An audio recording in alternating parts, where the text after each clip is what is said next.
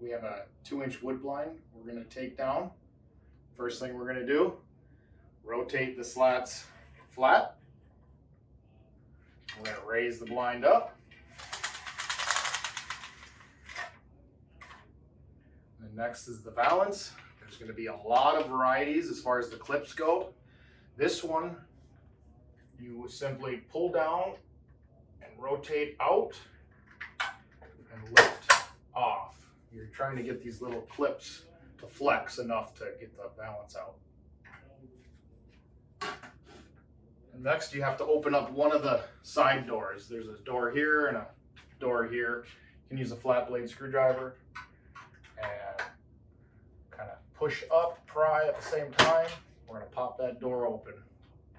Once that door is open, you can slide that shade out. And you can take the wood blind out.